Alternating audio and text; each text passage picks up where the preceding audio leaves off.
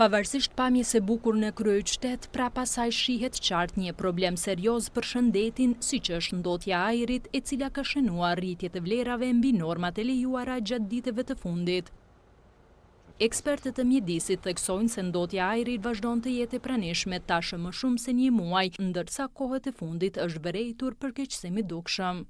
Të gjitha parametrat të cilët janë përbëjnë cilësinë e ajrit ose ndotjen, grimcat, janë 3 herë mbi nivelin e normave të lejuara me ligjin e Kosovës edhe me direktivat europiane. Kjo do të thotë i gjendemi në një situatë permanente unhealthy ose të pashëndetshme edhe të rrezikshme, shpesh, sidomos në mbrëmje, kur nuk ka erë. Morina thekson rëndësinë e marrjes së masave konkrete për tejkalimin e kësaj gjendjeje.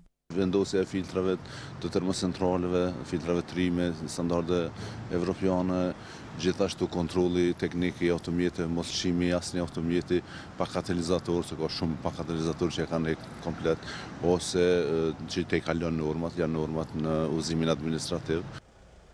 Ndërkohë, eksperti i cilësisë së ajrit, Shkum Bin Shala, thotë se mbrojtja e ajrit është përgjegjësi e përbashkët.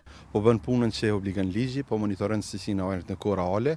Gjithato dhonat janë shumë transparente për qytetarët në website dhe janë edhe disa mbishkrime që kemi kujdes secili që ta mbrojmë cilësinë e ajrit, duke kursyer që mos djegim mbetorina caktuar, mos djegim lanë që nuk janë që kanë një lagështi të madhe për shkak që lirojnë më shumë gazra dhe pluhur në ajër.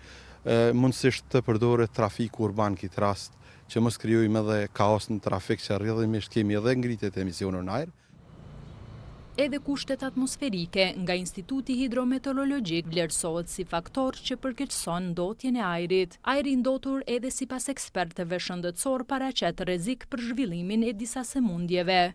Kurse kujdes të shtuar u apelua për grupet e ndjeshme si të moshuarit, fëmijët dhe personat me sëmundje kardiovaskulare dhe respiratore.